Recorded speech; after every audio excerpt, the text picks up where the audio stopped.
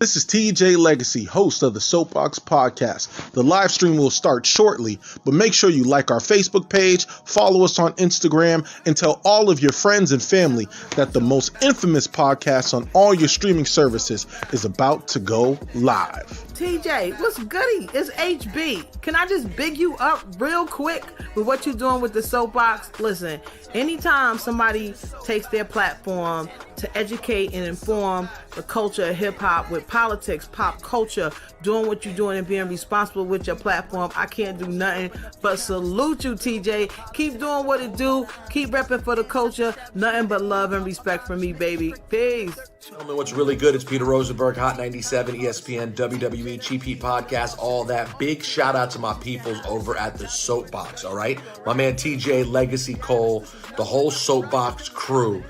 Incredible new podcast, all right? Politics, pop culture, hip hop, even wrestling on occasion. It's all there. So go subscribe and make sure you tune in to the Soapboxx. TJ, what up, man? Appreciate you. Peace to the planet. Charlemagne the God here. What's happening, TJ Legacy Cole? Salute to you, King. Salute to the Soapboxx Podcast. The Soapboxx Podcast is an independent black media podcast, and they talk hip-hop, politics, pop culture, mental health, social justice, a lot of my favorite subjects. Check them out, man. Tune in, subscribe to them. You never know. I'm out here looking at all the different podcasts that are moving and shaking out here, because, I got the Black Effect Podcast Network, so I'm going to be checking y'all out, TJ. All right? Keep working. That was a shit show. That was a hot mess inside a dumpster fire, inside a train wreck. Clearly, this debate was an embarrassment for the United States of America. What a dark event we have just witnessed. The tip of the hat to Cormac McCarthy when we say, if that wasn't a mess, it'll do till the mess gets here. That was the worst debate I have ever seen. In fact, it wasn't even a debate. It was a disgrace. It was a complete disaster on all fronts. The whole thing was disgraceful. That was the worst presidential debate I have ever seen. This felt like an assault. It felt like an assault on our senses. It felt like an assault on our presidential campaign process. It felt like another assault on our politics, because that's what it was. There's something beyond fact-checking that needs to happen here. This is the sort of thing that shouldn't happen. This sort of debate shouldn't happen in a democracy. Chris Wallace did not act as a moderator. Donald Trump did not act as a debater. Yeah. Donald Trump was the abuser, and Chris Wallace was among the abused. You cannot have watched that debate, I would think, and be proud of our president. We should be really clear here. This is not both sides type of situation. There was one party on that stage interrupting, yelling over the moderator. This took it too far, even for Donald Trump. And he was rude. He didn't abide by any standards of decorum or decency. It was really, frankly, embarrassing. I don't think we've ever seen a president of the United States completely lacking in shame. I mean, just shameless and obesely immoral. He did come out hot.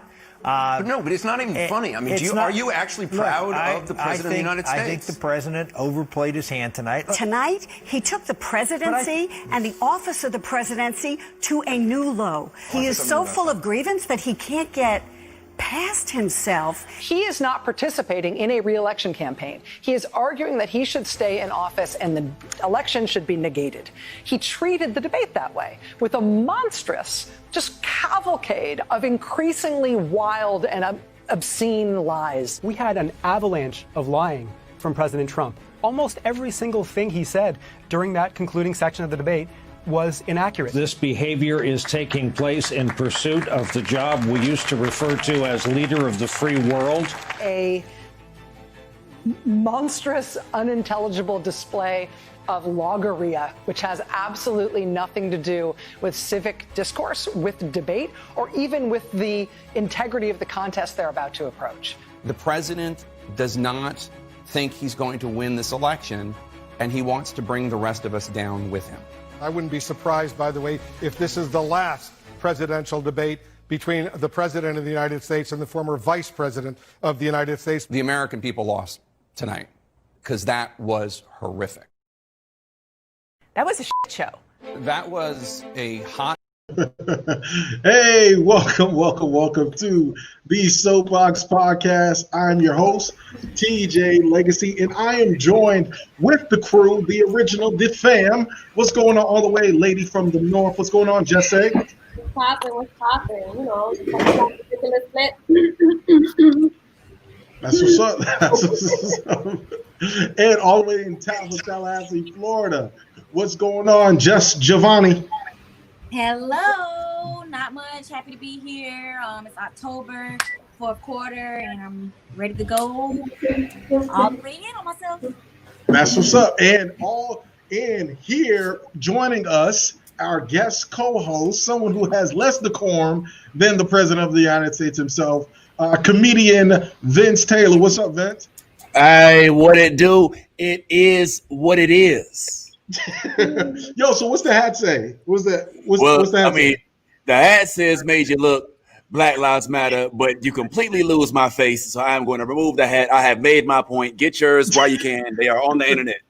Hey, no, I definitely like that. So listen, shout out to everybody who's listening to us on our streaming services. Shout out to everybody who's watching us on Facebook, or whether you're watching us on YouTube, our new YouTube channel. We definitely appreciate you. Make sure you go ahead and subscribe or follow us on our social media platforms. Soapboxx Podcast with 2X. That's Soapboxx Podcast with 2X. But first, let's jump right into it. All right. So this episode, we're talking about the court of public opinion, and everybody had an opinion about the presidential debate. Well, let's say the not so presidential debate this past week between Vice President Joe Biden and current President Donald Trump. I'm going to go around the horn. Vince, I'm going to start with you because you are our guest, even though we have our ladies. What was your initial reaction to the debate that you saw with between Joe Biden and Donald Trump? Is it? Are we allowed to curse? This is the Soapboxx. You're allowed to do. There's limited. Less things you know. All right. Yeah. It was like watching two girls that's ratchet argue over a dude that ain't shit. You know what I'm saying? Like, it was like, what is the purpose of this going? Why is this happening? Why? But I mean, I'm not gonna lie. I do have some deeper opinions because I do think that right now there's this whole false equivalency going around, as if both of them was just born. But the dude Biden, for all of his intents and purposes, even though he looked like he 2 months away from the grave, even though he looked like he, you know what I'm saying, frankly, he looked like Orville Redenbacher, like he used to sell popcorn or something. He did try to have a civil conversation. He tried, and he would not let him do it. And that's the problem. Like, when folks tune in, they don't know the difference between the two. So they think both of them is bickering back and forth, when the dude literally was like, dude, will you shut up? Will you shut up? Just shut your ass up. And he was like, nah, bro, if I'm going down, y'all coming with me. And so that's the problem I have with the outcome of the debate, is that it unfortunately maligned the both of them, when really it was one of them that was the culprit when it came to all that debauchery. Isn't that what Jay-Z said? You know, people from a distance, wise men said don't argue with fools because people from a distance can't tell who is who. Pretty much that's what happened to Joe Biden. That's a bar too. Joe Biden he definitely fell into that trap. I wouldn't say I was surprised, but I was a little surprised because Jesse hit us up, was like, yo, y'all watching the debate. So Jesse, what was your reaction? Jesse has said on the podcast several times, she's not political. So when you were like, yo, I'm catching the debate, it was like fight night. What was your reaction? I didn't learn nothing from watching that debate.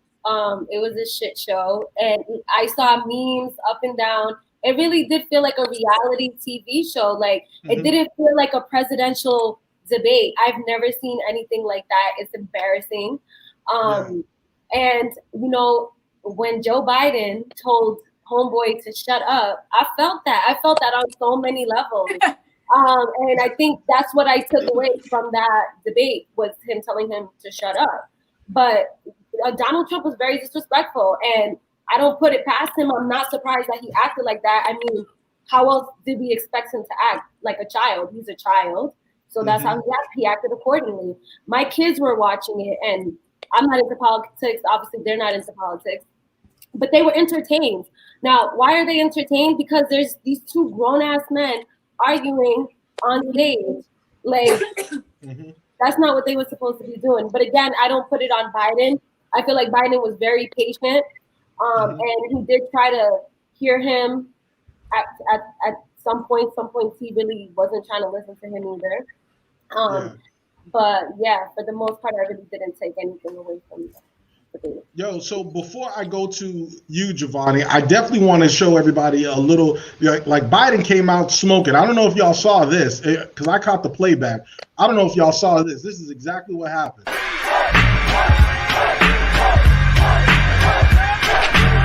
Now everybody from the 313, put your motherfucking hands up and follow me. Everybody from the 313, put your motherfucking hands up. Look. Now while he stands tough, notice that this man did not have his hands up. The three worlds got you gassed up. Now who's afraid of the big bad boy? Yo, fuck the free world, son. Fuck the free world. Giovanni, did you see what Joe Biden freestyle like that? You know what? That was kind of his reaction during the whole thing. He came out swinging. What was your reaction, Giovanni? I felt like it was a person who you meet from your childhood, who you've always been in competition with, and you just like wanted to tell them like, bro, I'm better than you. Like, accept me, be quiet. And I felt like Donald Trump was just he was the bully in high school. Like, I'm making you feel bad so I could feel better. And Vice President Biden, he was just sick of it today. Like, this is not going to happen. But at the same time, he didn't say what he could have said, you know. And I think it's just because he can't get it out all the time. But you know, if it would have been somebody that's quick with their words, they would have had something for Trump that night, and it wouldn't have to be. It wouldn't have been like degrading or anything. It just would have been the truth. Like, you're the dumbest person I ever met. Well, he did call him the worst president in the history of America. But I mean, there are presidents that did literally own slaves, so that might be saying a little much. But here's the thing that people don't want to realize: Donald Trump, actually, in my opinion, Donald Trump actually won that debate, and let me tell you why. Right? Because Donald Trump is not trying to appeal to any of us. He's trying to appeal to his base. So when you're talking politically speaking, his base loves that shit. They're like, oh, that little tough guy talk, interrupting, not following rules. These are the same people that don't wear masks, right? They're his supporters. They're the ones that swim upstream and go against the grain. And, you know, you can't tell us what to do. And I mean, Chris Matthews was so soft as a moderator. I was like, tag me in. Go ahead, Vince. Well, it's Chris Wallace. You know, this is the notorious Chris Matthews like that.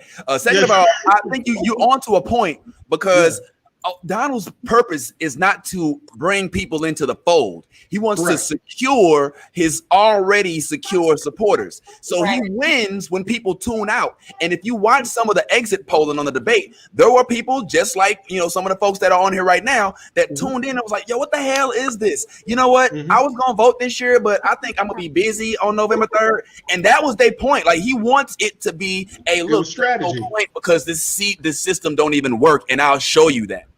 Yeah, and when you think about debates, I always look at debates as boxing, right? There's a science to debating. And if this was a boxing or even a UFC fight, Donald Trump would have scored. He controlled the fight from start to finish. It was in his tone, his cadence. He was the one that was controlling every aspect of it, to the point where even Biden was like, can you please TJ, flag on the play.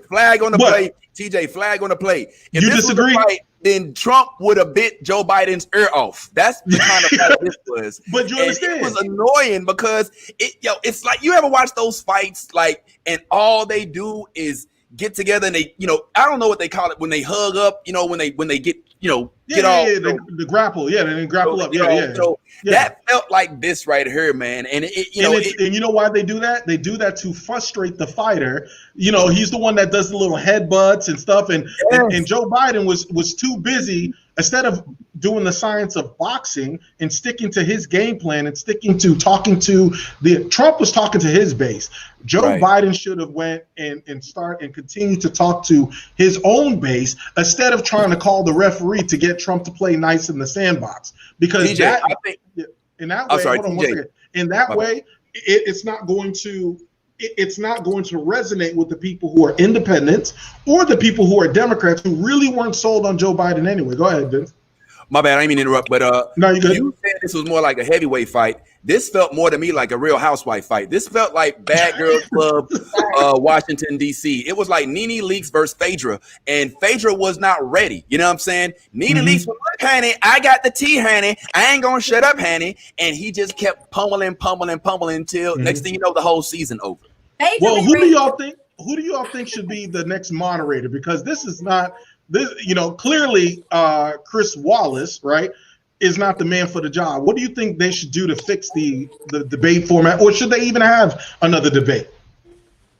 I think the next moderator should be Samuel L. Jackson, and I think he should bring every motherfucker from every movie he's ever been in. Either that, or maybe like a real live heavyweight fighter like Mike Tyson. That would be hilarious. You know what? It's funny you said that because and ladies, do y'all have one? Do y'all have a suggestion? I don't really have one. Cardi B. Cardi B. So I would watch that. Why are you always yelling? Okay, you yelling. You yelling and stuff, but we can't hear you. Okay, we can hear you. That's the real WAP right there. Listen, here's my person. Stone Cold Steve Austin needs to be the next moderator of this debate because you need somebody who's tough enough that's not going to let him off the hook, right? You need somebody who can smack Donald Trump around if he gets out of line. And I think Stone Cold is the man for the job. If we're going to do it right.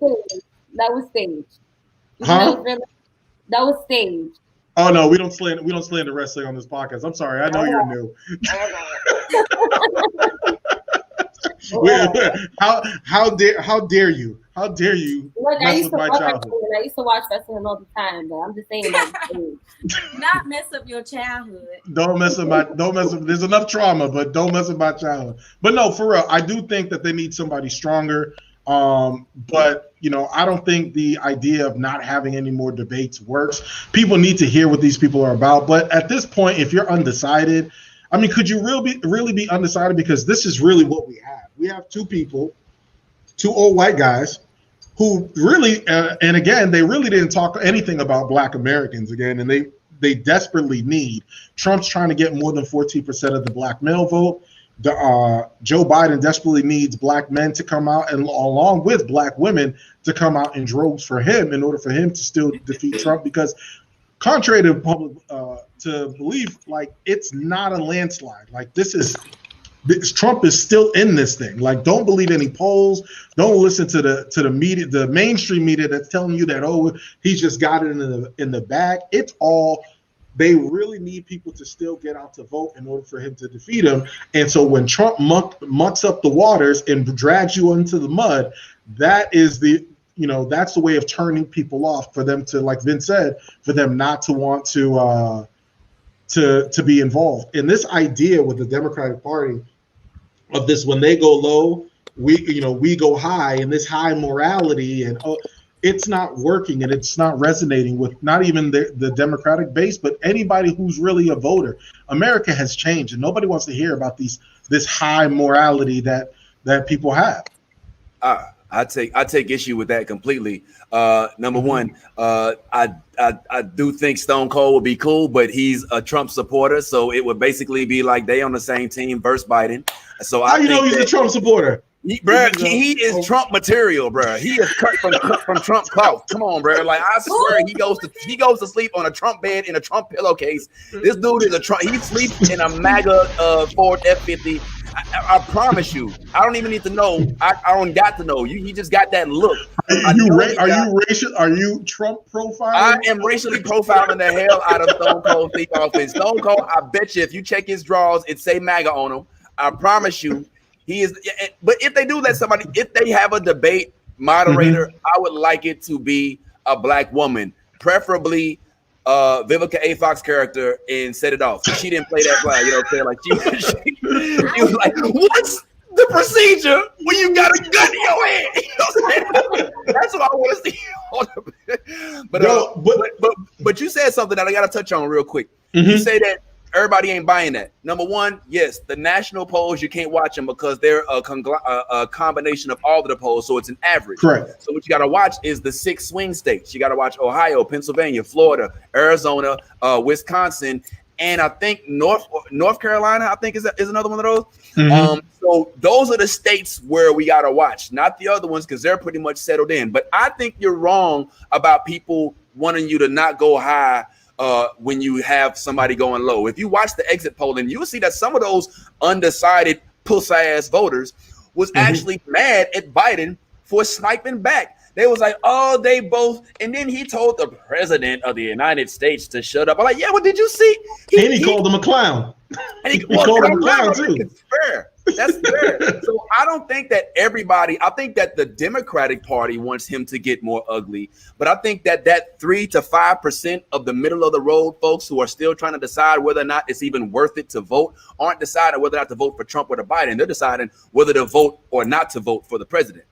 Well, here's what I think. Those people who are, oh, Joe Biden, I can't believe Joe Biden. It's because Joe Biden has a higher bar than Donald Trump. We don't expect anything from the president of the United States. Like, he's literally diminished the office. When people wake up and it's just like, oh, you know what? I think I possibly could be president of the United States. He ain't really doing shit. Like, he's diminished the value of the actual office. So when Joe Biden snaps back at him, it's like a big deal because, oh my God, he was Obama's vice president and he has such decorum and stuff, and that's what's so I wouldn't say beautiful, but that was the science of Donald Trump's debate prep was, I'm going to get this guy out of his character, right?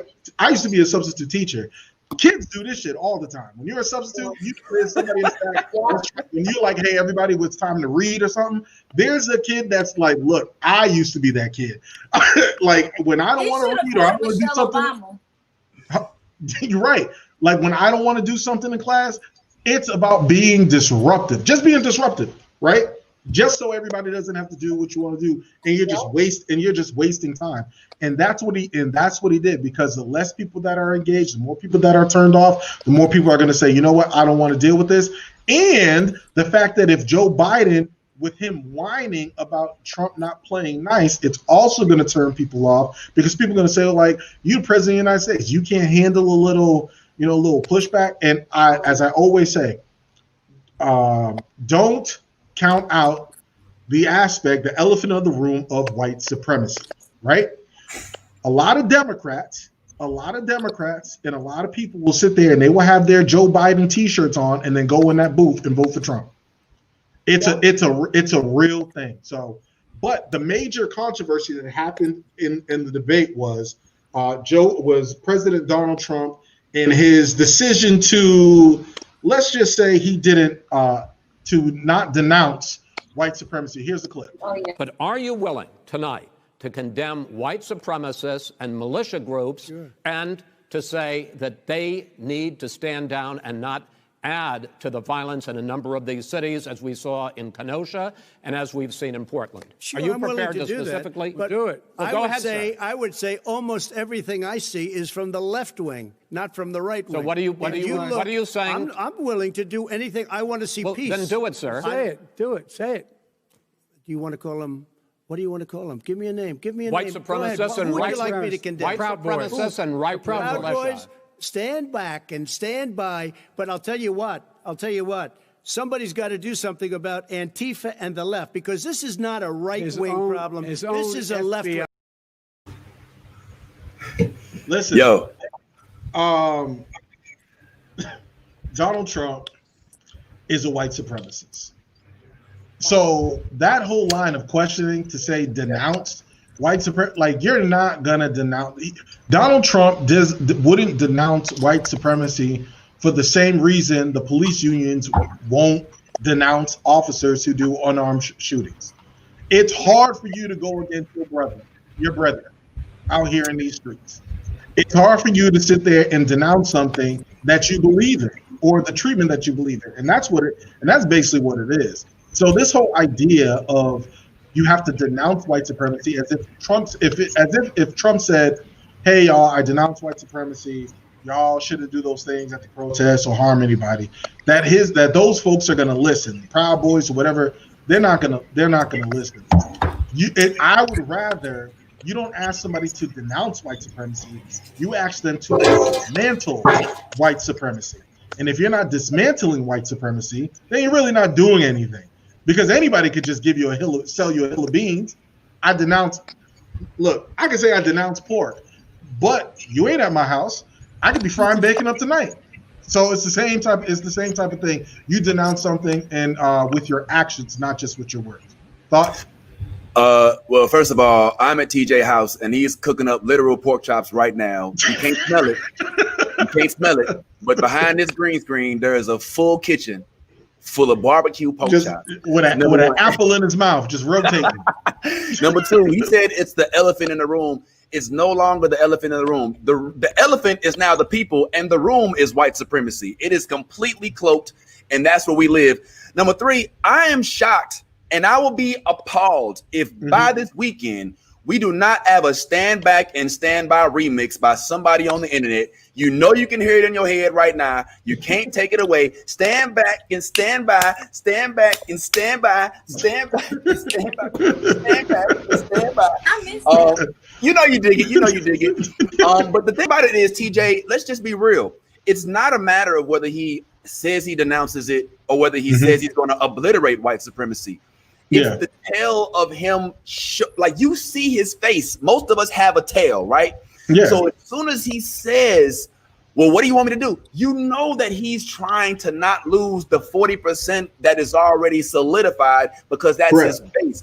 So the white supremacy question isn't more for him to actually do something. It's to put him on Front Street about his inability to denounce or even say anything negative about anybody that supports him. And that's the purpose of the question, not about whether or not he actually, because let's be real. A lot of folks are saying, I dig Trump because at least I know he's a racist.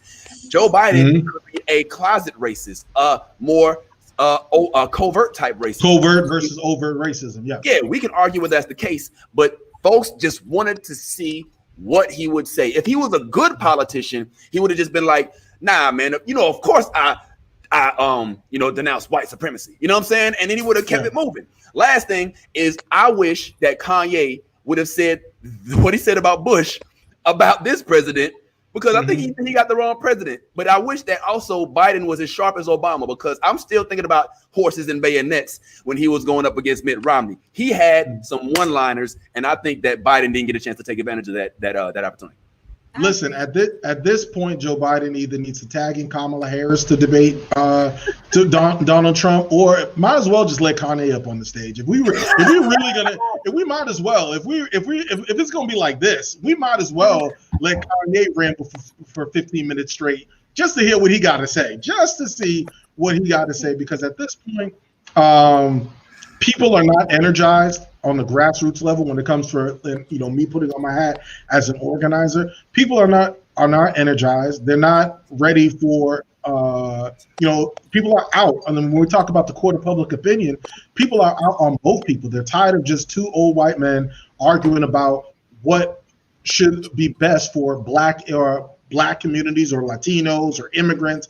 People are just tired of that. And this idea that Kamala Harris is going to have this overwhelming support from black women. It's not resonating. It's not hitting like they say. It's not hitting like it's supposed to. So about 30 days out, people need to really get on the good foot and get serious about this election. Now, there's a lot of stuff at stake, but I've always been a firm believer. It's the candidate's responsibility to go earn and go get those votes. No one is just obligated to just vote for you because the other person is the boogeyman or the boogie woman. You got to go get it, and you have to go earn the votes. So if you're not willing to do that, you might be in some dire straits moving forward. TJ, he's at 50%, bro. I mean, you talking about him like right now, Biden is not who people are voting for. People are voting against Trump and Trumpism. He doesn't have a lot of excitement, but he has a lot of headwind because folks just want to get back to where you could hate but not expect that hate to come in the form of bullets out of AK-47s. And they want to be able to argue about the debt and deficit and not about whether or not Black people walk down the street and get shot and deserve what they get when people come to Kenosha with their moms with guns. So I think that Biden is riding the wave of anti-Trumpism, and that's why most of his national polling shows him over 50%. And that's why I think the whole anti-Trumpism is skewed, because a lot of people will say that they're anti-Trump. A lot of folks said that, right? And basically this election is going to boil down to not necessarily Black folks, but it's also going to boil down to Latino and white women. And if you're telling me that I got to bank on white women who have historically not done the right thing or to denounce their own, to use their power to dismantle white supremacy, if you're telling me it's going to come down to them, I'm telling you, it's still an uphill battle 30 days out. And you got to think, 30 days out, it's still an uphill battle. And think about all of the shit Trump has done thus far, right? Including being on the national stage with the debate. And it's still that close. They're still nervous. They're still concerned about it. There's still a lot to work to be done on the Democratic side to educate and get out the vote. And so that just shows you how strong that people may not like Trump, but to relinquish this white supremacy or this white privilege, at the polls. I know you want to move on, but I honestly think that the fear lies more with the tampering of the vote and the legal logistics that could go on with the vote, as opposed to the actual vote itself. If this was a typical voting year, a typical election season like 2016 or maybe 2012, where we don't have to worry about all of the mail-in ballots because of COVID, then we don't have that nervous feeling about whether Trump's going to use his Supreme Court advantage to basically go to each swing state and say, look, I don't care what ballots have not been counted. As of this moment, whatever the score is what we going with. And here I got my 3 Supreme Court folks in here to tip the court. So it's less about, whether or not the polls and whether or not people are educated enough about voting. It's more about whether this dude will abide by the laws, because we already see that he has no regard for the law. Even though he's the law and order candidate, he will, I believe, go to Florida, Ohio, and all the places we listed and challenge the vote if it does not work in his favor. Oh, yeah, he's definitely made it seem like, even in the press conference where he said that he can't commit to a peaceful transfer of power. Like, that's why we're dealing with the fascists. So that's what we're dealing with right now. So, it remains to be seen, but you gave me a good transition because we talked about court, and this episode is the court of public opinion. And thank you all for those who are listening to us on streaming services or watching us on our Facebook Live and YouTube stream. So we are going to go to court, because there's been a lot of things that have been going on in the news and with the in public. So we are going to go to court, ladies and gentlemen, because we got to figure out some of these cases. So we're going to play court of public opinion, and we have some cases on the docket. I'm going to start with attorney Jesse at law, and go ahead and present your cases, and I will be happy to listen to them. Okay, we're gonna start off with Meg Thee Stallion and midget Tory Lanez. Oh, I'm sorry, Tory Lanez. Scratch the midget. Didn't mean to say that. So basically, what happened is Meg Thee Stallion has alleged that she was shot in the foot by Tory Lanez. And she went on Instagram Live to tell everyone that this young fellow shot her. And he sent a text message apologizing and saying that he was drunk. But then it later came out that text message was false and it wasn't him. He then came out with an album called Daystar, claiming that he did not shoot Tory Lanez. Meg Thee Stallion. So we are going to take it to you, Your Honor. I would definitely say that he is guilty. I did not listen to his bum-ass album because there's nothing to listen to. You know what you did, and that's my case. So I've looked at the evidence. So you're not going to submit his album for any evidence? I put it in the trash. It's in the trash. I burned it. So is there anybody out there that has anything to say in Tory Lanez's defense? Your Honor, I object. What you just heard is a series of lies and fabrications. Okay. Now, what the defense attorney did not mention is the fact that Tory Lanez told the plaintiff many times that he was going to shoot her in the pinky toe. It is not her fault if she does not want to move out the way when he says, look, I'm going to shoot you in your pinky toe, and she decides you ain't going to shoot Nan. Well, listen, if Meg Thee Stallion got that whap, it's time for that she start using that whack, them wet ass toes, to run away anytime she's got a gun pointed at her, because if you get the warning, you know. And let's be real, Tory was only doing it so that he could set up the gunshot for his remix song, which he would have stole from somebody at some point in time. I rest my case, Jonna. Yes, Counselor Giovanni. She like whatever. Yes, I just would like to state for my plaintiff, Meg Thee Stallion, that she was in a relationship with a compulsive liar who has used her weakness to tamper her mindset and has allowed her to be fearful of Tory Lanez. And we have evidence. Yana, order in the court. Order in the court, Yana. I'm the one with the gavel. I should have brought my gavel, but yeah, order. All I found was some hot sauce. I ain't had nothing else. It was close to me. So order in the court, Your Honor. I'm gonna go ahead and scoot TJ to the side. And the fact of the matter is, Your Honor, the defense, and I don't know how I'm arguing for both sides, but it is what it is. The defense just claimed that a strong black queen was weak. Your Honor, there is no such thing as a weak black woman. I rest my case. Everyone has moments of weakness. Get your ass back over here and sit your ass down.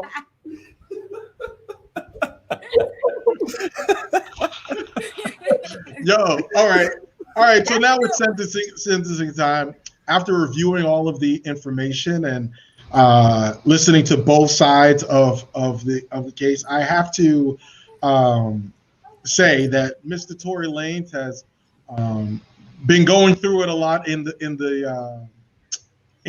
public, in the media, and being defamed, and also Mr. Stallion was injured. I have to take that into account, that it was injured.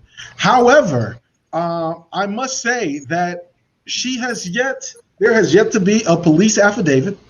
There is not any the counselor did not even present any evidence for his side of the story of what he said it was going to happen. So what I'm going to do with the Tory Lanez and Meg Thee Stallion, I'm going to order a no contact order for Tory Lanez and Meg Thee Stallion. I would like them to stay away from each other for up to a year. And I'm also going to sentence Tory Lanez to probation for 6 months. He had 6 months to further prove that he did not shoot this young lady in the foot. So I'm going to adjudicate it withheld, and we are going to reconvene in 6 months to see if he has changed his ways or if further evidence has been presented. So that is my ruling, adjudicated withheld. No contact with the victim, which is Meg Thee Stallion. And I hope that both of them learn from the situation. And I'm also going to sentence him to restitution to pay for her bandages and give her restitution for her medical. I'm sorry. Please don't have me hold you in contempt. To have her so she can get her medical bills taken care of. All right. Do we have another case? Let's see. Counselor Just Giovanni, your case. Your Honor, may I appease the court? Yes, you may. Oh, call me the court. Eve the rapper, okay. Eve the rapper. She is being accused of saying race is. Wait, hold on. Let me see what she did again. She's basically being accused of not being real when it comes to race. She is in an interracial relationship, and she recently spoke about her and Maximilian Cooper, her husband, well, Max Cooper, her husband, also known as mogul Maximilian Cooper, who is white. And she is saying that they do not look at color in their relationship and that love is blind. Her fans and some other people are offended and they believe that she is not being honest about the situation. So they are prosecuting her. She is being dragged and now she is facing some penalties. Well, I do have a clip that was presented to the court prior to for the docket. Let's see the evidence. I don't think about our race. I don't. When we first got together, yeah, of course. I'd never been with a white guy seriously like that. So yeah, I definitely thought about it. But we are so honest with each other that we have discussions, and that's been a beautiful thing. With my stepchildren, we have discussions. We talk about race. We talk about, especially in America, the things that go on here, the things that especially when he comes here and he sees like the violence that's going on, like the police brutality, things that he didn't think still happen because he's white. And that's just real. They live in their whole reality is different. They don't have to think about it unless they're close to someone who has gone through it or who can explain to them certain things. But that's a beautiful thing. It's a discussion, and that's been a really cool thing. It's been. All right. Is there defense? Is there anybody else that would like to address the court on this matter? Well, I think that, Your Honor, if I may, that originally I believed that Eve may have just been out of her mind, but it's clear that she has come down with a bad case of white privilege-itis, and somehow it has been transferred from Maximilian to herself. Clearly, just being apart from your community will separate you from the sentiments of the community. However, I will say that there's a possibility that she may have been misquoted because she sat there and said she doesn't talk about race, but then she sits there and talks about how she does talk about race. So I think that what she may be trying to say, she's just saying very badly, which is not a good thing for the young lady who paved the way for Cardi B, being one of the first strippers to make it into the rap game. I think that what she means to say is that her and her man don't look at themselves as an interracial couple and don't sit and talk about it, but it does not mean that she does not address racial issues. Now, I ain't in there with them conversations when they have them, Your Honor, but I do know that Love is Blind was a terrible song, and so she should not be trying to revamp that because she ain't gonna get the screams that she wants. I'm sorry, you object, Counselor? Counselor just song. Sorry, that's misinformation. He's lying. The whole court's out of order. Love is Blind was a fantastic song. All right. So are you guys ready for my ruling? Yes, Your Honor. Yes, okay. Your Honor. All right. So it has come to my attention based upon the video evidence. It is clear that this lady, rapper Eve, has suffered from extreme Stockholm syndrome from her white husband, and thinks that now that she is dating this white husband, that she is exempt from these racial conversations and these issues, and that she can dibble and dabble her feet into blackness. So, and not only that, she also said that white folks live in two Americas. No, I would tend to disagree. White folks live in the same America, and they are very much aware of what's going on with black folks. It's whether or not those people actually care to do something about it, because white supremacy is a global system. So to say that her husband doesn't know about white supremacy or it's not a factor in their relationship, I think is a blatant lie. Thus, she has no credibility for the court. So I'm going to sentence Eve, who has a history, if I've looked at her history,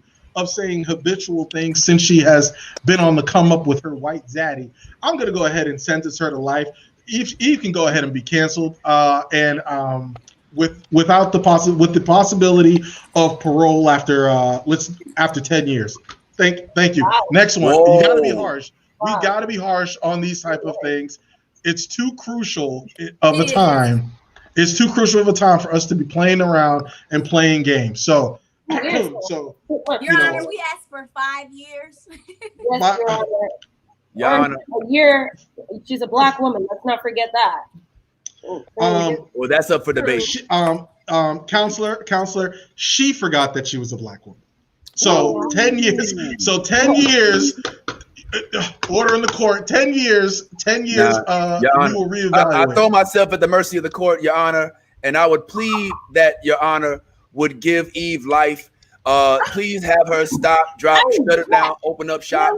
We don't ever want to see any more. I can't even, and the ladies on here, other than the paws on her breast, you cannot tell me what the name of any of her CDs are outside of the 2 songs she did that actually made it somewhere. We have no idea what they are. Your Honor, I recommend no community service, no house arrest, drug tests on a daily basis, and that's for 2 life sentences, Your Honor, for her and for the spirit of DMX, who we know right now is lost his crack-headed spirit, and she probably is the one that stole it from him.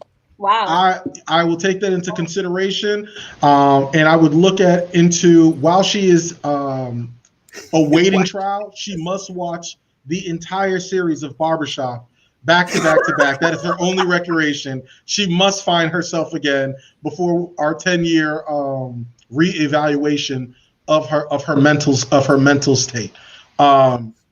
And her husband must make a donation to any sort of social justice organization as he chooses, because we just cannot. We got to be strict. I'm very strict on this type of nonsense and this type of behavior. Next case, Counselor. Can she serve that time at Tyler Perry Studios? No, she may not. She may not do any Tyler Perry movies at all. We don't want to even see her on Lifetime, nor do we want her guest hosting on The View. And she better not start her own podcast, or else we will revoke her bond and her sentences immediately. Don't even start it into a swirling podcast. We're done with that. We have Counselor Jesse. We have Naya Rivera's sister and the husband. I've been interested in listening to and hearing this case. Yes, as you know, Your Honor, not too long ago, we lost Naya Rivera in a tragedy that is still very deep in all of our hearts. And it seems that her sister has been a little sleazy. She has moved in with Naya Rivera's husband, ex-husband to raise their child. They have also been spotted holding hands while out in public. Now, Your Honor, I feel like this is very unacceptable. This is a no. This is a no, Your Honor. And I ask that the court find her guilty of being a sleaze law. Is there anybody else that has would like to approach the bench or speak to the court? Oh, I'm sorry, Your Honor. I would just like to redirect. I would like to find both of them actually guilty. Oh, you want 2 consecutive 2 life sentences? Yes. Is that what you're asking for? Yes, Your Honor. What do you say, Counselor Giovanni, about the situation? At this time, we have no further comment. Counselor Taylor. I have to ask for a brief recess so I can look up who that is and see what all this is about. Counselor Taylor, you come into my courtroom unprepared again. Counselor, do you have too many cases? I didn't get the invite to the Google Drive. I'm trying to. Preparedness. All right. Well. All right. Look, man. We'd like to dismiss all charges. Well, hold on. I said recess. I mean, ain't nobody going. You know what I'm saying? I mean, we'd like to dismiss all charges, Your Honor. Now look, Your Honor. Look. All right. You know what? I got you. Okay. Here's my ruling. Listen, these type of situations, especially when we're talking about with children are involved, are extremely tough. I understood the family dynamic of wanting to be there for the child, which was presented to the court in the beginning. However, when we found out the evidence of them holding hands in public, things came into question, integrity came into question, where holding hands is very intimate, especially with public displays of affection and PDA. So I am going to agree with Counselor Jesse and give her what they want, a life sentence of being canceled. And I'm also going to order an investigation into the untimely death of the sister, because Naya Rivera, because something doesn't seem right. They're now together and holding hands and raising the child, and the ex-husband is dating the sister. The whole thing looks messy. So I'm going to order a thorough investigation into the whereabouts for that case to be reopened. And until further notice, both of these individuals are canceled. And I wish the son object. Nothing. Oh, I'm sorry. I'm sorry. The ruling has already been made. Wait, I had time to Google it. All right. I object, Your Honor. I actually have something to say before the ruling is made, if you don't mind. If it will please the court, Honor, I would like to bring Exhibit A, the Holy Bible, to the court, Your Honor. I would like to bring Exhibit A, the Holy Bible. And as it says in Deuteronomy 24, verse 3, and if the latter husband hate her and write her a bill of divorcement and give it to... All right, that ain't the verse. All right, you know what? You know what? Sorry. Listen, they are both. I want an investigation into that, reopen into the death. I want them to look into their background to figure out if there is any foul play, because something doesn't feel right to me. So I'm going to grant you, Counselor, a victory on this, and life sentence of both individuals being canceled. Now, Counselor, we have your case. I'm trying to look on the docket here. Hold on 1 second. We have a tax evasion case. Counselor, please defend your client. Oh, okay. Well, I would like to address the jury, if I may. Yes, you may. All right. Ladies and gentlemen, I ain't got no pants on. All right, be careful. Ladies and gentlemen of the jury. Now, you all are good down hometown folks. You all know what it's like around tax time for you to call your cousin them up, see if they claiming their kids, so you can get that $6,000 in earned income credit. So it would behoove you as the jury to not take issue with my client, Dr. Medical Doctor Donald Senior Trump. Okay, he is not a doctor. Dr. Medical Senior President Donald Trump was only asking for a refund of the federal taxes that he paid. And please, all of you in the jury, hold up your hand if you would not want a $73 million tax refund. Please, I will wait. I'll wait. Okay, thank you. And let's not sit here and act like everybody in here at some point in time did not put a college that they didn't attend on their tax return to get that extra $1,000. Let's not pretend like you did not ever call your sister and ask her, is you claiming Lil Nene this year? Let us not pretend as if you have never put down an address that you didn't live at because you did not want to do married filing joint. Let us not pretend that thee is holier than thou. I rest my case, Your Honor. Okay. Does anybody have anything else they would like to add to the President Donald Trump paying $750 in federal taxes? Yes, go ahead, Counselor Your Javon. Honor, we argue that President Donald Trump has abused his power of wealth. There are families who are making $750 a month and cannot afford to pay rent, cannot afford to live on a daily basis, and they rely on their tax returns, money that is taken out of their check, by the hour. Now, it would be unconstitutional to not require the same of our president, who we hold to high esteem. Your Honor, flag on the play. The assortment. What court do you think this is? We don't have any flag flags. of the NFL. This is the court of the NFL. The court of the Tampa Bay Buccaneers. Hey, listen, Your Honor, please strike from the record what the plaintiff has declared. Let us be clear. The only thing that our esteemed Dr. President J. Trump did wrong in collecting $750 is that he only collected $750 and didn't get the full earned income credit, because he does have a son under the age of 18, which qualifies him to up to $3,319 of earned income credit. He should not have gotten the $750.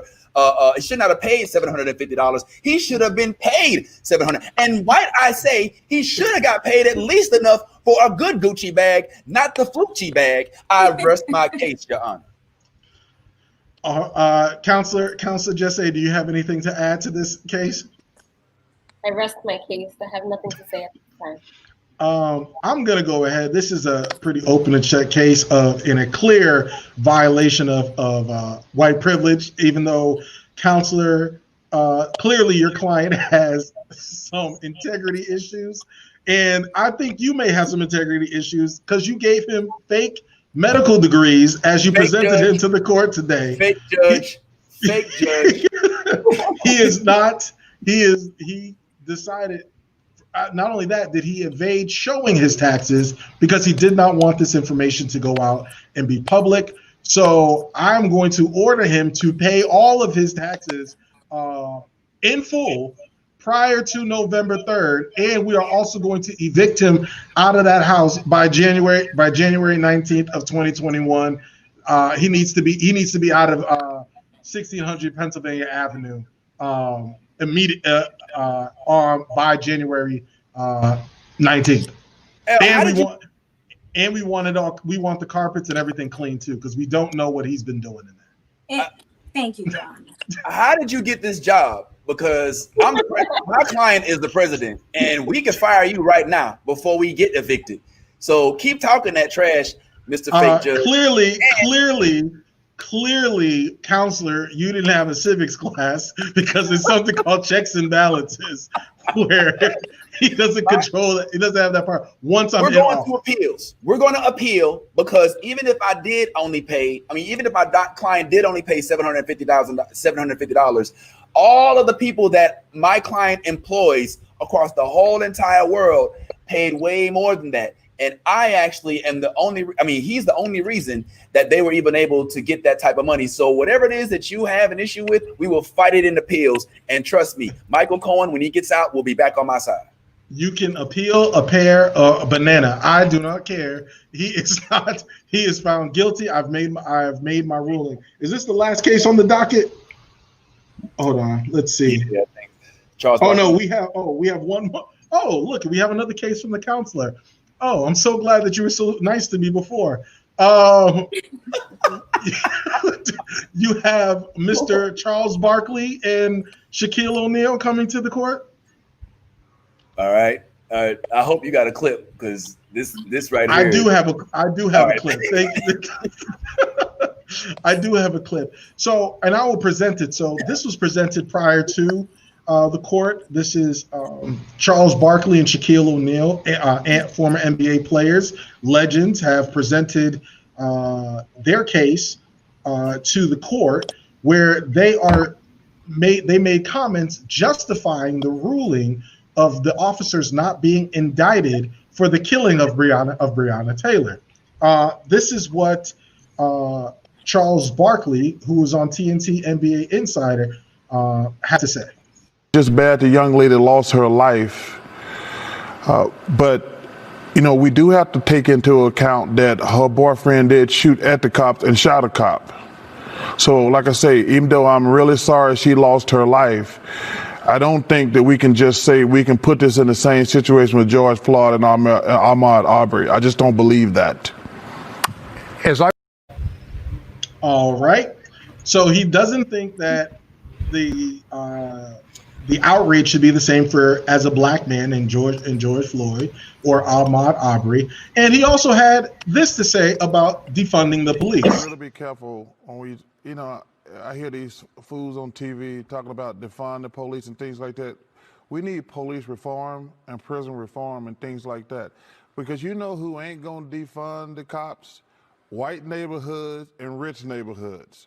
So that notion they keep saying that, I'm like, wait a minute, we just gonna leave, who are black people supposed to call? Ghostbusters? When we have crime in our neighborhoods, we need police reform. But like I say, white people, especially rich white people, they're always gonna have cops. So we need to stop that defund or abolish the cops crap. And we, we started this. Yes, please, go ahead, Counselor. The floor is yours to, would you like to go ahead and present your case?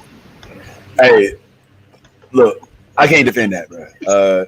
That's just complete asinine. All right, look, Charles Barkley needs to go ahead back in the house and keep helping roping off slaves and keep them in the same mindset that kept them in the fields. I'm just gonna pivot and lose all the humor because this shit ain't even funny to me. He's trying to equate. First of all, he needs to do a little bit of research because defund the police is just a slogan. And it really just means that we want to allocate more funds to different resources. I should not have to call the police to show up with guns for a cat that's in the tree or for my wife that keep hitting me every time I change the station and hide the remote. That's not what should be happening. Number two, he said Kenneth Walker shot at the police. He did not include the fact that they were doing a no-knock warrant in the middle of the night and they did not announce who they were. Multiple witnesses have claimed that they didn't hear the police not announce who they were. And then there was one witness who changed their story from their original story after being, some say, pushed by the police to change that story. So this is a case of this is clear-cut white privilege in that the same thing George Zimmerman did, where he thought he was fearing for his life and shot, is the same thing Kenneth Walker did. The only difference is there's nobody to be held accountable in this case. And poor little Breonna Taylor, who was minding her business in her own bed, now has to be slandered by the entire right wing because they cannot accept the fact that the police did something wrong. However, I will say that this case is more complex than just firing or prosecuting the police. I do think that this is a systematic issue. And I fear that we only want to fire the police that shot when that's just the hand that's really acting on behalf of the brain. That whole system needs to be fired. They can get rid of and prosecute each and every last one of those cops, but if the same boss that sent them there is still in existence and still giving orders, then they haven't changed anything. So I think this goes beyond just the police. It goes to the police chief. It goes to the folks that hired the police chief. And it goes way deeper than just prosecuting those police, because that's the branch and we need to get at the root of this issue. So Charles Barkley, please, Uncle Ruckus, stay in your lane. Keep saying these stupid comments. At one point in time, they're going to come back to bite you. I'm sorry. I left court. No, I got you. I feel you, Counselor. Thank you. Counselor Giovanni or Counselor Jesse, do you have any comments on what you heard from Mr. Barkley? I would just like to say that and away from the court real quick. When it comes to the whole defund the police thing, I didn't really understand it much. Like, I thought it was like completely just like defund the police. I mean, I was learning more about it, but I feel like, not that I'm saying that I completely agree with him. I do feel like he does have a point, because we do call them when we need them, right? But I feel like maybe the funds should go into more training for the police, just stuff that's going to benefit the public more. But to completely defund them, I don't know if I 100% agree with that. Okay, let me go ahead and touch on that real quick, right? So when we talk about defunding the police is exactly what it sounds like. It's taking the funds, right, so that they don't have these exorbitant budgets where they're militarizing the police, and we're using it towards more social services. When people say, well, we have to call the police, yes, we need to call the police who are serving and protecting our communities valiantly. What we don't want to have to happen is we don't want a system of no police accountability where we are calling police and then we are then being racially targeted by the race soldiers who have infiltrated law enforcement. So I want to use what you said as a teachable moment when you talked about more police training. So when you say more police training, police are always going to say, yeah, that's what we need. Because when you say more police training, what that's going to do is further increase their budget. And you don't really know exactly if that training, it's not about training. You can't train the white supremacy out of somebody's heart when they have that implicit bias and they're going out there every day. So when John, who's a white male, commits a crime or is stopped at a traffic stop, he doesn't get the same type of treatment as you would say a Jamal who gets stopped at a traffic stop. It's the implicit bias, and we're looking for the accountability that comes from the heads of the chief or city council to check these individuals to make sure that they are being accountable to the policies and procedures in place, and making sure that there is punitive legislation so that these officers, if they violate the law, that they're actually going to be prosecuted to the fullest extent, like they would any other citizen that commits a crime.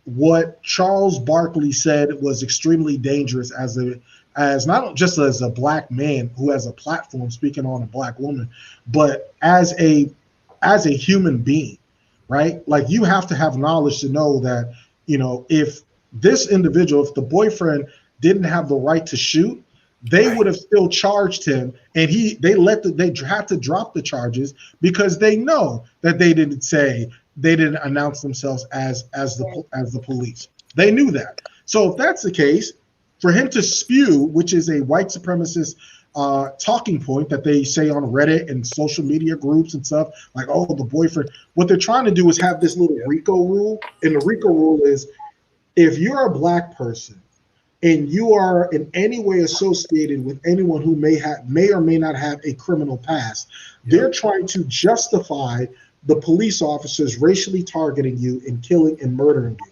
That's not where your tax dollars should be going towards. Because what's going to happen is the money that is being used, the $12 million settlements and stuff, that's all coming out of the city, which is coming out of your tax dollars. So it's costing citizens money to be paying out for these wrongful death lawsuits carried out by these officers, and that's why we really shouldn't stand for it. And Shaquille O'Neal is nothing but the police, right? He wants to be a sheriff. He's even endorsed here in Orlando a sheriff who is the perpetuator of violence, and what myself and Vince and some other activists have been marching towards and against and trying to call for police accountability for a long time. But Shaq every year endorses this person, so he's out of touch. He don't know really what the hell he's talking about when it comes to law enforcement and their relationship with the community, because he's disconnected from the community, because he thinks he's that one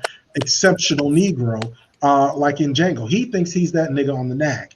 And so he thinks that he should be treated as such. So for Charles Barkley to get on that platform and say, well, I feel bad that she was killed. No, you don't. Charles Barkley don't give a damn about black folks, and he definitely don't give a damn about Breonna Taylor. I think he should stick to what he said before. He is not a role model, so he should really just shut the F up forever when it comes to social justice issues and sit this one out, collect his money, and that's what he's good at. So I'm not telling him to shut up and dribble. I'm just telling him to shut up because he can't dribble no more. So yeah, I'm gonna go ahead and make my ruling if that's okay. Yes. Yeah, I'm gonna sentence him to a coon sentence, and which is a double sentence, which is he can go ahead and exile himself forever from the black community and from talking about social justice issues. We don't want to hear from Charles Barkley. As far as Shaq, Shaq he's got to get a life without the chance of parole when it comes to being canceled, because he's done things detrimental directly to our community and done things directly to support law enforcement officers who do nothing but harm our community in the first place. So yeah, I'm through with Shaq. So that, ladies and gentlemen, was that was Court of Public Opinion. I do like that. I like what we did. We'll do that. We'll definitely do that some more. Jesse, what do we have in other news? In other news, we have my girl Yara Shahidi. I always say her name wrong, but yeah, she is going to be the star of the next Tinkerbell movie. And I've never seen it. I've never seen Tinkerbell, but hey, Black Girl Magic. I cannot wait to see it, and I will purposely watch it because she is in it. Yep. I'm not a fan. I'm a big, huge fan of. I'm a big, huge fan of Hook, and if it's not going to be better than Hook, I don't want to see it. So I don't know. I think Hook is a classic. They should have left it alone with Robin Williams. She probably will be a better Tinkerbell than Julia Roberts was in Hook, but I don't know. Congratulations on the role, but I'm gonna just not congratulations to her on the role, but I'm just gonna wait and see when it comes to the actual movie, because aren't they redoing Lion King? Making a second Lion King with the director of Moonlight, right? Did I take one of y'all? I hope I didn't take you, sir. Okay, good. Yeah, that wasn't on there, but yeah, that was one as well. What else you got? Director of Moonlight? Go ahead. Yeah, them lions gonna be like, rah. You know it's gonna be something in there. You know it's gonna be something. Rah. Right. They better not do that to them animals. Timon and Pumbaa gonna have some sort of jungle They love. probably are gonna have some sort of relationship. You talking about Charles and Shaq? No, we're talking about the other news. Yeah. We're talking about the movie. The Lion King is coming out with another sequel from the director of Moonlight, and so we already know that there's going to be some LGBTQ undertones in it. Yeah, I smell some. It's gonna be a hyena orgy in that bed, bro. They're gonna have all of the hyenas. Be prepared. Please cut it out. Yo, Jesse, what else we got in other news? Deception.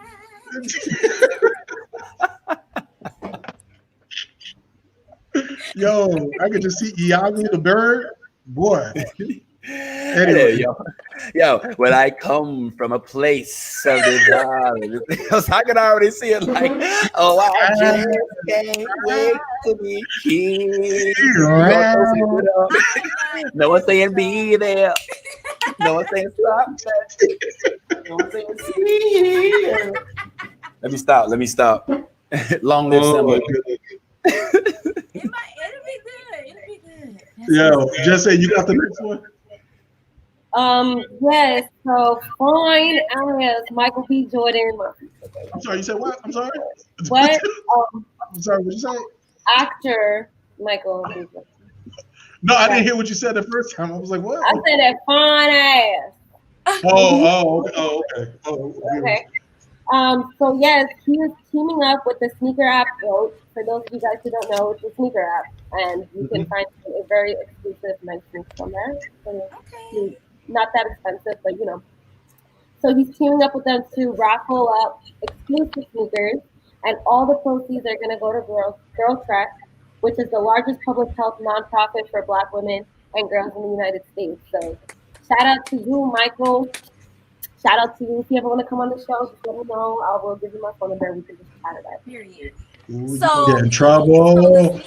You gonna get in trouble. You gonna get a text. Right. Oh, it's cancel season. But listen, so the sneaker app is supposed to be cheaper shoes. Huh? You said the sneaker app is supposed to be cheaper shoes? No. It's just like it has like exclusive sneakers. Some of them are regular price. Some of them are cheaper than what you would find as far as like retail goes. Oh, okay. So it's like a consignment shop for shoes. Something like that. I don't know. It's like, yo, I want to know. I want to know all that. Go download the app. It's GOAT. GOAT. Okay. All right. Bet. All right. What else besides? You gotta be. Well, yo, first gotta be to say because I ain't trying to be no witness. I would just like to say this though. Michael B. Jordan, you fine and all, but I got a man, okay? Oh yeah, because he would have came next week like this, talking about. Yeah, Michael Bay. She would have been like, celebrity news. I just have to say. Wow. She already know. Look, anyway. Hey, yo, real quick. First of all, I thought we buried Michael B. Jordan in the ocean with the ancestors. Why? Why did we do that? Well, that's his line from Black Panther. Bad choice of words, sorry. But I do want to quote, since we are quoting. Am I losing again? Am I losing my internet? It's a bad internet. I'm off in the sticks. I would like to quote one Michael B. Jordan for the record, Your Honor. If we're still in court, I don't know. If not, please let me know so I can take this hot ass jacket off. We're not in court. You can take that jacket off. Yeah. I'm like, yo, is we still? We are on celebrity self. Yeah. I would like to quote, and this is Michael B. Jordan. I like a lot of styles, but bangs for whatever reason, and not a lot of makeup, but a subtle, natural lip tone and pretty smooth skin. I don't like a lot of makeup. I appreciate being able to run my hand through a girl's hair and not catch anything. I like a foreign accent or a girl that speaks another language. Or wake up and not see that an eyelash is gone. It's better time out. Michael said this? Yes, this is Michael B. Jordan's quote. But you good. You Cape Verdean, so you speak another language, so you good. No, continue. Okay. Or wake up and not see that an eyelash is gone. It's better to just take it off. You're fine. You're beautiful. I submit my evidence to the court for discussion. Okay. What's wrong with liking a natural woman? There's nothing wrong with it, but there's nothing wrong with somebody who wants to exaggerate their look a little bit. So what is it? Their look. So if he has a woman who's a natural, but she wants to do that, Vince, if you're talking, we can't hear you. I'm not talking. Oh, okay. My computer is. My internet is recording just so I can show you what this is looking like. Cause it's funny, actually. Yeah. You got your dial-up. This is hilarious. If a woman wants to amplify her look a little bit, like, who are you to say all that? Like, I appreciate that he wants a natural, and I really wish a lot more men were like that. But don't denounce a woman who likes to, get pretty here and there, like to put on some fake eyelashes, some fake hair. Look, I'm Caribbean, yes, whatever, but this ponytail ain't mine. So what? You wouldn't date a girl who has a ponytail just because it might come off? Like, you'll be all right. It's not that serious. Oh my God. Yo, hold on. Is this the same girl who almost suffered a beating just for her crush with Michael B. Jordan? Or, I mean, wasn't she just basically about to throw the draws in all of her draws at the screen? Until I heard that. Yeah, look how the tables turn. I want to defend Michael B. Jordan. I'm sorry? Let me defend Michael B. Jordan for a second. Go ahead, defend him. The quote says, I like a lot of styles, but, and then he lists what he likes. He's not saying what he will. He's not saying what he will or won't do. He is stating his preference. Now, where he gets in trouble is, for some reason, a lot of women that do find themselves identifying with what he described, and that's with being able to put in different, more exotic hair that can come from Amazon or come from somewhere in in Beijing, and those who do not mind wearing an eyelash or two and having them next to the bed like dentures. There are women that identify with them, but what we need to make sure we do not do is Black women do not need to identify as if that is the definition of Black women, because there are a lot of white women that wear extensions, that do have a lot of makeup, that do have eyelashes and things of that sort. So the thing that kind of made me where's our extensions? Yeah, exactly. So y'all trying to act like we don't know. So the thing that I find interesting is whenever I read Michael B. fans that quote, Black women immediately for some reason take offense. I agree. but they shouldn't, because that is not the embodiment of Black women. We are so, as Black people, diverse. But for some reason, we feel we have to defend this look as if we own it, and we don't.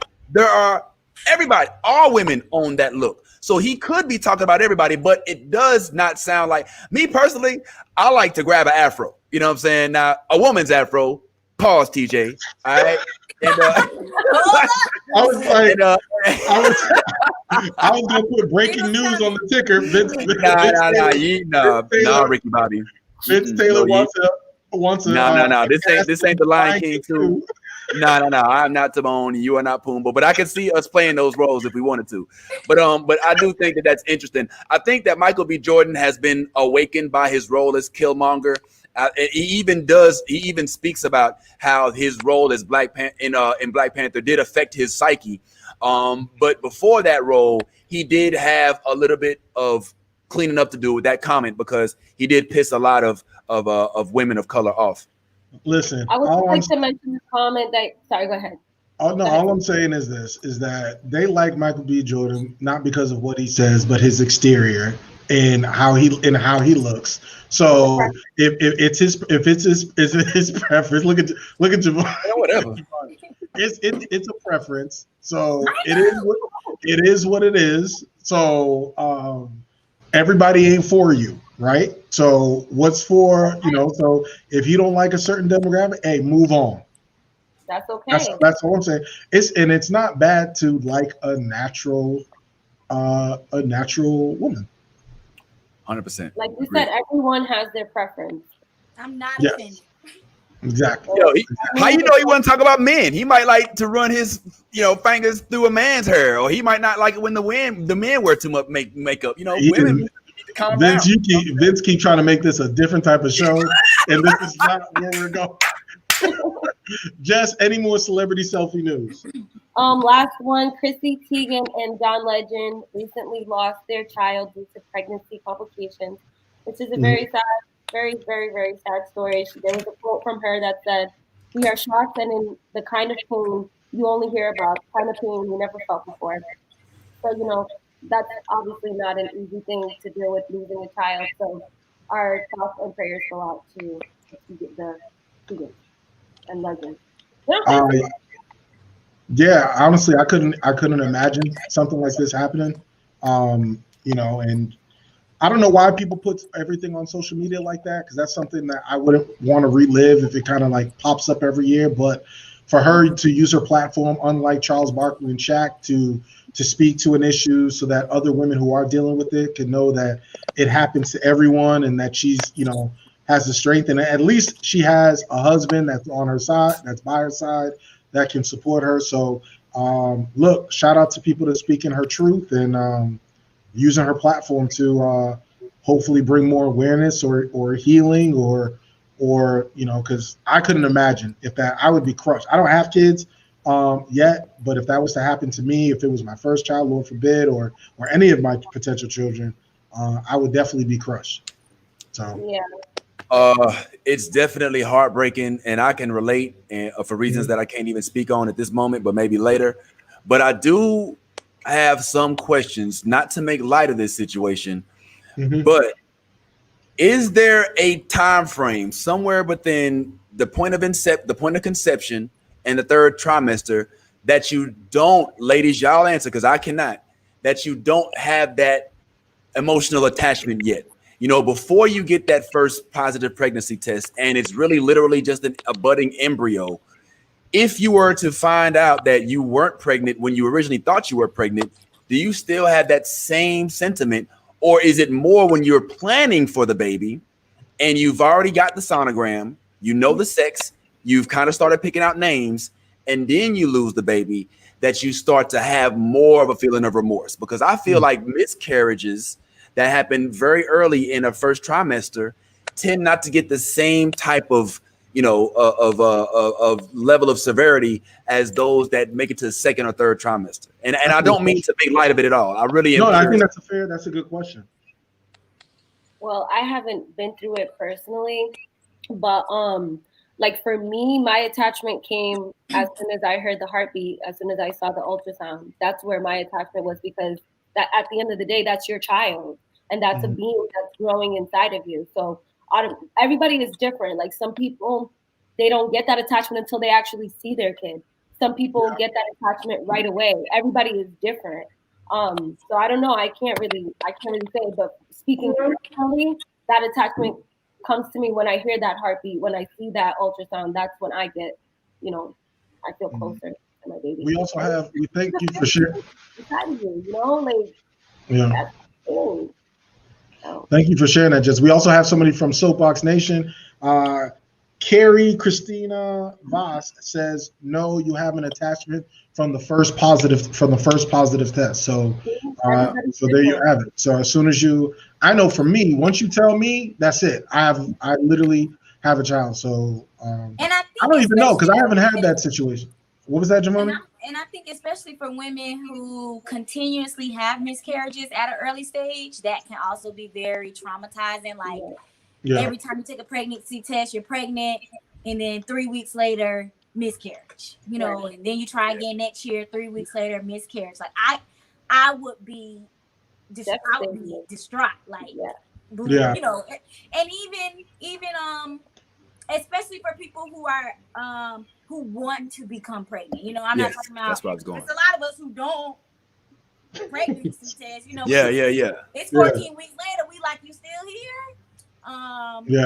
For people who want their child, like I think immediately as soon as that line says pregnant, and they're thinking like I actually could create a human being, is like so touching. But I will say that my attachment to my child, it came later on throughout the pregnancy, but that's just because I was young, not married, and just different things. But when you kind of in a good situation and you and the guy are both on the same page about creating a baby, I think anybody would be attached super quickly. Yeah. No doubt, man. No doubt. So shout out to her. Thank you, Jesse, for a celebrity selfie. So now we are going to go around the horn for moral of the story. I'm going to start off with, since you were just talking, Giovanni, I'm going to start off with you. Moral of the story. Yes, moral of the story. And I know it's moral of the story, but you didn't want to mention Breonna Taylor's case. Oh, I am so sorry. We still have another set. I'm sorry. Go ahead. Well, so there is new, I guess we can say, new evidence in the Breonna Taylor's case. The Kentucky State Police, their report supposedly is not matching up with what the Attorney General in Kentucky is saying about what really took place.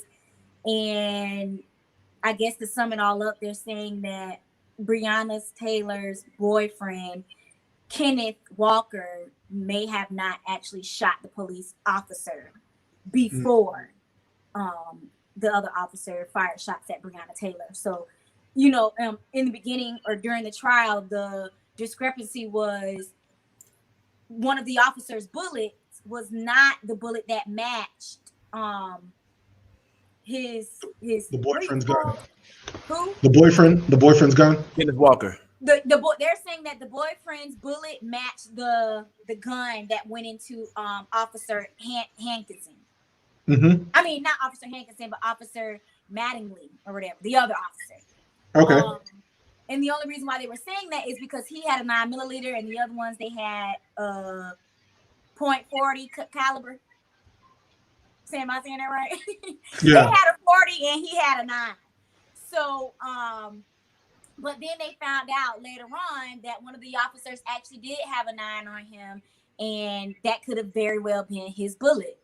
So they're trying to see if the 9mm that he checked out was the bullet that actually shot the officer and not Breonna Taylor's boyfriend's gun, who did already have said that he didn't shoot an officer. So that kind of pushes back everything what the sports commentator said about Breonna Taylor's boyfriend shot the cop first. Now it's new evidence coming out saying he didn't. So yeah, you're right. And shout out to Tamika Mallory, too, if we do a brief soapbox salute. Tamika Mallory, for all the work she did with the Breonna Taylor case. Look, she has been someone who's been a giant in this fight. And this is what she had to say about the Attorney General, Daniel Cameron. He mentioned at the press conference, which I thought was quite interesting, that he's a black man. And as I laid and cried and hurt for Tamika Palmer and for Breonna Taylor and for Kenny Walker and for Janiyah, who we need to love up on. As I laid there and I thought about him saying he's a black man, I thought about the ships that went into Fort Monroe and Jamestown with our people on them over 400 years ago. And how there were also black men on those ships that were responsible for bringing our people over here. Daniel Cameron is no different than the sellout Negroes that sold our people into slavery. She said it. And helped white men to capture our people, to abuse them and to traffic them while our women were raped, while our men were raped by savages. That is who you are, Daniel Cameron. You are a coward, you are a sellout, and you were used by the system to harm your own mama, your own black mama. We have no respect for you. No respect for your black skin. Because all of our skin folk ain't our kin folk. And you do not belong to black people at all. We mentioned. So shout out to Tamika Mallory for reading him his rights and letting him know what's up. So I'm just going to go ahead and let's go ahead and do moral of the story. Thank you, Giovanni, for that. Let's do moral of the story. Go ahead, Giovanni. My moral of the story is to find somebody who is not registered to vote and help them register to vote. The deadline in Florida at least is October 5th. So spread the word about that. And just like you just saw in the last video with Tamika, we got to represent our people who fought for us to get this far. Absolutely. And our special guest, Vince Taylor, thank you so much for being on the show. What is your moral of the story, sir? First of all, justice for Breonna, and that does not mean money. It means actual justice. It means changing the system. So whether or not, and first of all, if anybody thinks $12 million is worth a child, then why don't you give up your child for $12 million? Because there's no quantitative monetary amount that can satisfy the loss of your child. Having said that, I would like to second our co-host, and I would say that right now is not the time to be bickering about which president you want to be voting for. Vote like your life depended on it. And if you are confused about which one at the top to vote for, worry about that at the last minute, because there are local people in your district that you need to vote. You could very well determine who your homeboy stands in front of if he gets caught with a little bit of something in his car next time he gets pulled over.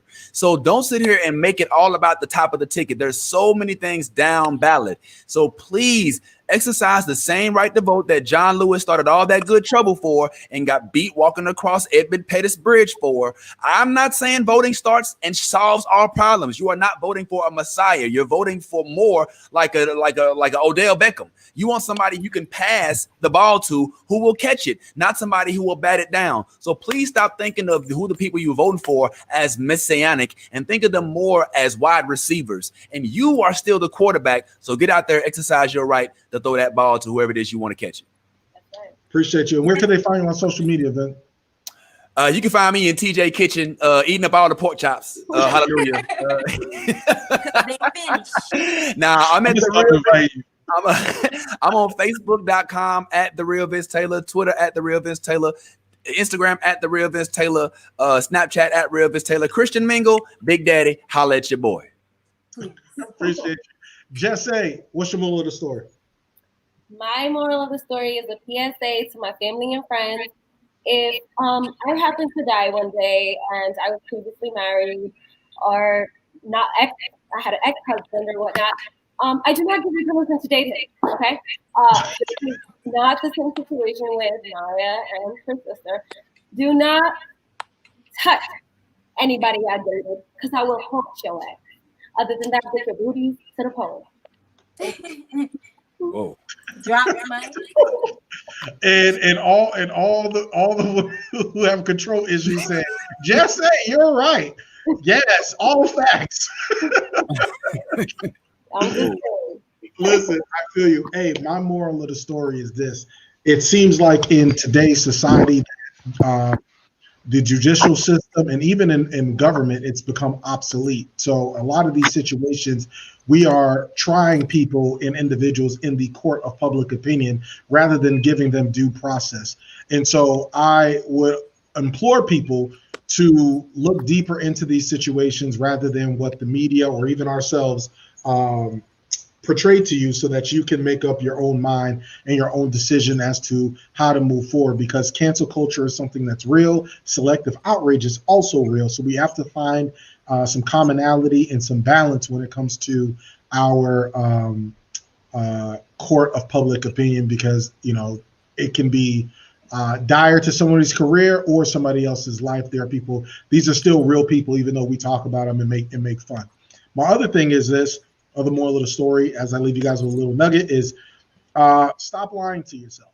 And this is something that I'm going to take with myself and moving forward to the week. Stop lying to yourself that you're good is great, right? There's a lot of people that consider themselves and think that the things that they're doing in their everyday life, that they're moving, they're working hard, and everything that they're doing is great, but it's really not. It's just good. So if you want to be great, go get that shit and stop sitting there and resting on your laurels and thinking that you're good is the best that you can do, because it's not. And I'm starting with myself. Keep working, work harder, because nobody else cares. So I appreciate you. For Vince, for Giovanni, for Jesse, even for Alan York in his absence, we are the Soapboxx Podcast. Appreciate y'all for tuning in. Follow us on Instagram and social media, Soapboxx Podcast with 2X. We appreciate you. We are out. Peace. I hope that piece I was looking